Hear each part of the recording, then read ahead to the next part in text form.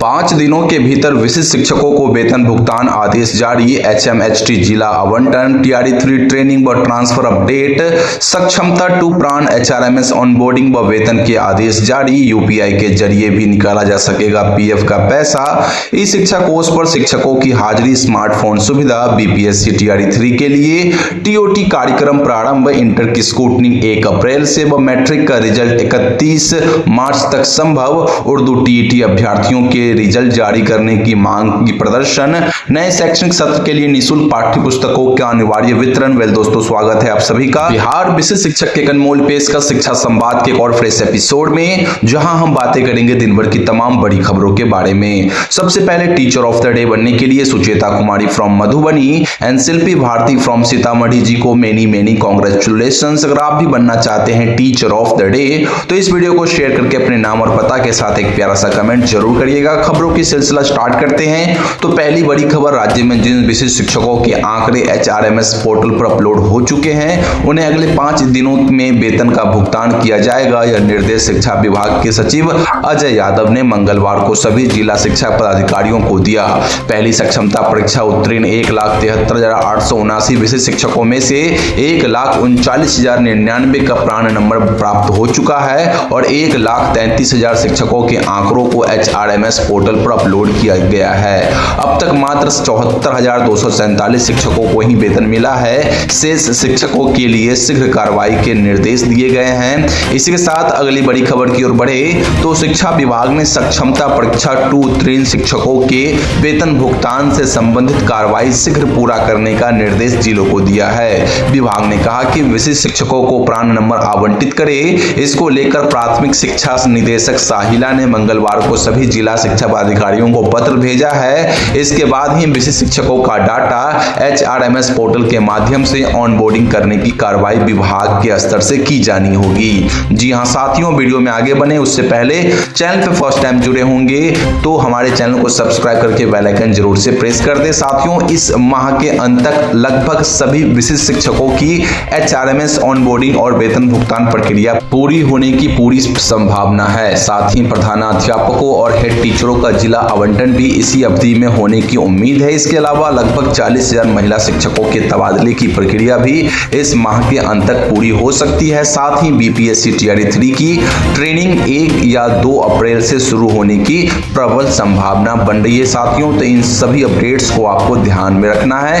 इसी के साथ हम साथियों अगली खबर की ओर बढ़ेंगे तो यहाँ पे जो अगली खबर निकल के आ रही है BPSC TRE3 के रिगार्डिंग है। साथियों, BPSC TRE3 में जो है मैं आपको बता दूं कि राज्य शिक्षा शोध एवं प्रशिक्षण परिषद महेंद्र पटना ने BPSC TRE3 के नव चयनित विद्यालय अध्यापकों के लिए 2 सप्ताह के आरंभिक आवासीय प्रशिक्षण, जिसको इंडक्शन कार्यक्रम की हम लोग कहते हैं, इसकी घोषणा कर दी है। प्रशिक्षण के लिए मॉड्यूल विकसित किया गया है जिस पर TOT यानी ट्रेनिंग ऑफ ट्रेनर्स कार्यक्रम 27 और 28 मार्च 2025 को आयोजित होगा। प्रतिभागियों को 26 मार्च 2025 की शाम तक परिषद में योगदान देने के निर्देश दिए गए हैं। जिसके बाद जैसे ही ये ट्रेनिंग कंप्लीट होती है तो BPSC TRE3 की ट्रेनिंग 1 या 2 अप्रैल से स्टार्ट हो जाएगी। वहीं इंटरमीडिएट वार्षिक परीक्षा 2025 में परीक्षार्थी किसी एक या एक से अधिक विषयों में अंक से संतुष्ट नहीं है, वे स्क्रूटनी के लिए ऑनलाइन आवेदन कर सकते हैं। आवेदन 1 अप्रैल से 8 अप्रैल तक किया जा सकता है। संबंधित परीक्षार्थी की उत्तर पुस्तिका की दोबारा जांच होगी।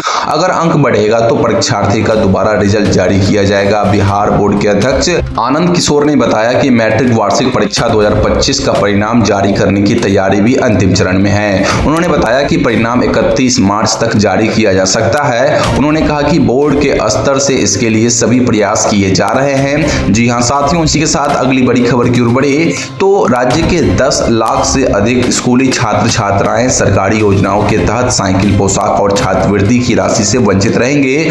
कारण यह है कि इन बच्चों के ब्यौरों में हुई त्रुटियों का सुधार नहीं हो सका है। भले ही शिक्षा विभाग ने ई शिक्षा कोर्स पोर्टल पर सुधार के निर्देश दिए थे। शिक्षा विभाग के अनुसार छात्रों के नाम, माता के नाम, आधार संख्या और बैंक खातों में त्रुटियों के कारण 80% बच्चों का विवरण ठीक नहीं हो पाया, जिसके चलते उनके खातों में राशि का भुगतान नहीं हो सका। जी हां शिक्षक साथियों, इस बात को ध्यान रखते हुए हम अगली खबर की ओर बढ़ेंगे तो अगली खबर, बिहार विधान परिषद के 209वें सत्र में शिक्षा विभाग ने जानकारी दी कि राज्य के सभी सरकारी स्कूलों के शिक्षकों की हाजिरी अब ई शिक्षा कोष मोबाइल ऐप के माध्यम से दर्ज की जाएगी। यदि किसी तकनीकी कारण से शिक्षक अपनी उपस्थिति ऐप पर दर्ज नहीं कर पाते तो वे भौतिक उपस्थिति पंजी में हस्ताक्षर कर सकते हैं और इसके आधार पर वेतन का भुगतान होगा। शिक्षा विभाग ने यह भी स्पष्ट किया कि फिलहाल शिक्षकों को हाजिरी दर्ज करने के लिए स्मार्टफोन या अन्य उपकरण प्रदान करने की कोई योजना नहीं है, यानी शिक्षक अपने ही स्मार्टफोन से ई शिक्षा कोष पर अपनी उपस्थिति दर्ज करेंगे।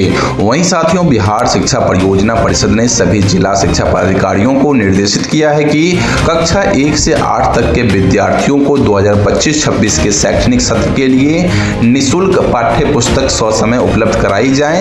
यह सुनिश्चित किया गया है कि 31 मार्च 2025 तक सभी प्रखंड संसाधन केंद्रों में पुस्तकों की आपूर्ति हो जाएगी। विद्यालयों को सत्र शुरू होने से सभी छात्रों तक पुस्तकें पहुंचाने और वितरण की पुष्टि के साक्ष्य के साथ रिपोर्ट जमा करने का आदेश दिया गया है। जी हां साथियों, इसी के साथ अगली खबर की ओर रुख करें तो अगली खबर जो निकल के आ रही है, उर्दू और बंगाली टीईटी के अभ्यर्थियों ने 10 साल से रुके रिजल्ट की मांग को लेकर मंगलवार को जोरदार प्रदर्शन किया।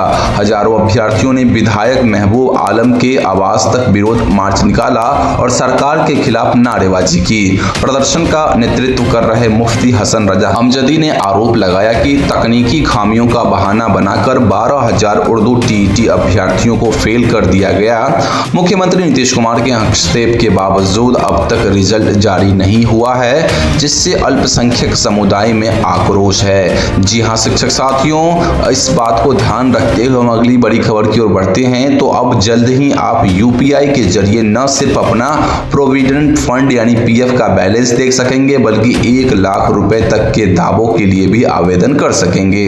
श्रम और रोजगार सचिव सुमिता डाबरा ने बताया कि कर्मचारी भविष्य निधि संगठन यूपीआई को दावों की प्रक्रिया में शामिल करने की योजना बना रहा है। मई से यह सुविधा लागू हो सकती है, जिससे पीएफ दावों के लेन देन का समय कम हो जाएगा। इसके साथ ही ईपीएफओ पेंशन सुधारों पर भी काम कर रहा है, जिससे पेंशन भोगी किसी भी बैंक में अपनी पेंशन प्राप्त कर सकेंगे। तो दोस्तों, ये थी दिन भर की सभी बड़ी खबरें जो मैंने आपको प्रोवाइड कर दी। अन्य सभी खबरों के लिए बिहार विशिष्ट शिक्षक के ऑफिशियल व्हाट्सएप चैनल से अभी जुड़ना मत भूलिए। लिंक मैं वीडियो के डिस्क्रिप्शन बॉक्स में डाल दूंगा। आपसे पहले कई हजार शिक्षक वहां पे जुड़ के सभी खबरों को पहले पा ले रहे हैं, आप सिर्फ पीछे रह जाना। तो जल्दी जाइए और लिंक से हमारे व्हाट्सएप चैनल को ज्वाइन कर लीजिए।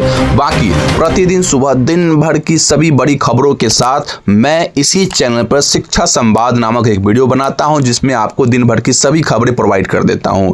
तो अभी कभी इस चैनल को सब्सक्राइब करके बेल आइकन प्रेस कर लीजिए। साथ ही साथ मोटिवेशन के लिए वीडियो को लाइक करके और अपने शिक्षक संबंधित सभी ग्रुप्स में और अपने शिक्षक साथियों के पास इस वीडियो को जरूर पहुंचाइए, ठीक है ना, शेयर करके। बाकी मिलते हैं अगली वीडियो में। जय हिंद।